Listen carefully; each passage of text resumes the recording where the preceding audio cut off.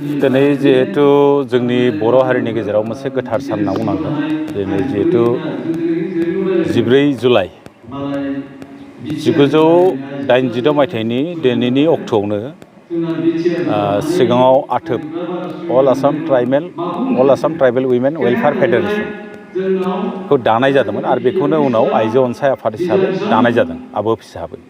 बिनि जोनोम सान, बे जोनोम साननि थाखाय नोंथांमोननि गासैबो निउस चेनेलनि दारै आङो साफ्रोमबो बर' आइजोनिसिम आरो रायजो राजानिसिम खौसेथि बर' सुबुं आफादनिफ्राय बिथांमोननिसिम गाहाम हामलायनायखौ बावहरग्रोनाय जाबाय।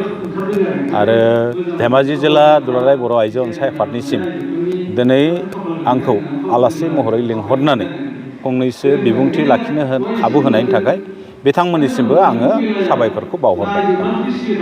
दा दिनै जिहेतु आइजो अनसाय आफादा गोदोनिफ्रायनो जोनोम जानायनिफ्रायनो जोंनि गेजेराव मोनफ्रोमबो जि सोमावसारनाय जादोंमोन, समाज फोसाबनायनि जांख्रिथायानो होन, हाथियार लानानै खालामनाय जांख्रिथायानो होन, बड'फा उपेन्द्रनाथ ब्रह्मनि दैदेननायाव संकष्ट सदिया जिथु सोमावसारनाय, बेफोर मोनफ्रोमबो सोमावसारनायाव आइजो आफादा गोख्रों मोनसे बिहोमा लाबोदों थारमाने। आरो दिनैनि थारिखआव आं बुंगोन, बर' हारिनि दिनैनि थारिखआव जारिमिन लिरदोंब्ला सोरबा आइजो अनसाय आफादखौ जुदि गारनानै लिरोबा बे जारिमिना आद्रा जागोन।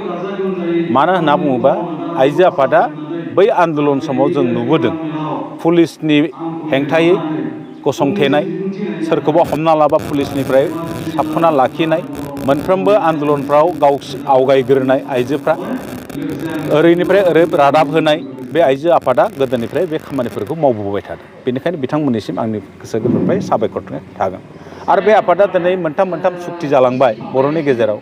बे सुक्तिनि गासैबो अबदानफ्रा, बिहोमाफ्रा आइजो आफादनावबो थांनांगौ होननानै आंनिफ्राय आङो खावलायनाया थागोन। आरो आइजो आफादा एसेबां खस्थ' खालामनायनि गेजेराव खिन्थु भागफ्रा एसे मालाबा खम जानो नागिरो। आं बे बाथ्राखौ दहाय बुंदों।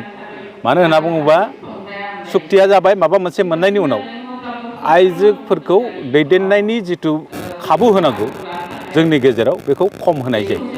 बेखौ नांगौ बादियै आइजोफोरनोबो मोनसे रिजार्भेसन होनांगौ होननानै जोंनिफ्राय खौसेथि बर' सुबुं आफादनिफ्राय खावलायनाया थागोन थारमाने। आरो बिथांमोनाबो मानो होनना बुंबा आइजोफोरनि सांग्रांथिनि सायाव गोबां खामानि मावनो गोनां थायो। आरो दुलाराय बर' आइजो अनसाय आफादा बेफोर सोमावसारनायल' नङा, बेजों लोगोसे आइजोफोरनि गेजेराव सांग्रांथि लाबोनाय, बर' आइजोफोरनि गेजेराव उन्दै बैसोआव हाबा जानाय बेफोरखौ होबथानाय, जौ होबथानाय, फेग्रा मुवा होबथानाय, गुबुन बिथिङाव बिथांमोना गोबां बिहोमा लाबोबाय थादों।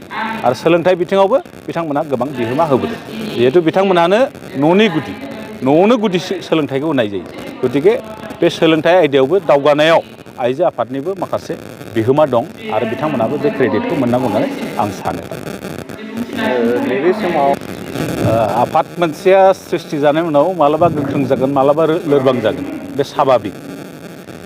मालाबा इसुआ जुदि माखासे समयसाफ्रा जुदि खर' दैखांद्रायोब्ला बेखौ दबथायनो थाखाय, बेनि हेंथायै गसंनो थाखाय जेब्लानाखि आन्दलनफोर कार्ज'सुचि लागोन अब्लाना अट'मेटिक गोख्रों जागोन।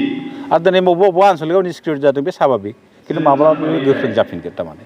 आफादफ्रा मालाबा मोनसे आफाद दानायनि उनाव बे आफादा थैना थाङा। मालाबा एसे निष्क्रिय जाना थागोन, मालाबा एकदमबारे फुरा गोजौ गाखोना खामानि मावगोन। आरो मालाबा हयथ' फ्रन्ट लाइनाव थाना खामानि मावगोन, नङाबा एसे उनाव थाना मालाबा खामानि मावगोन। गतिके मोनसे आफादखौ जोनोम होनायनि उनाव बे आफादा जोबनाया सहस नङा थारमाने। बे आइजो आफादा जिहेतु बर' आइजोफोरनि आइजो सांग्रांथि लाबोनाय, रांखान्थि बिथिं, राजखान्थि बिथिं, गुबुन बिथिङाव जिहेतु सांग्रांथि लाबोनायनि थाखाय खामानि मावबाय थादों, बे सोलिगासिनो दं आरो मावबाय थागोन। आरो बर' हारिया जेसेदिन थागोन बे आइजो आफादा थागोन। मानो होनना बुङोबा आइजोफोरनि गेजेराव बिथांमोना गोबां खामानि मावनो दाबो दंबावो, जोबना थाङाखै खामानि मावनाय। गतिके बे आफादखौ जोंनि माहारिनि गेजेराव नांगौ होननानै आंनिफ्राय खावलायनाय थाबाय।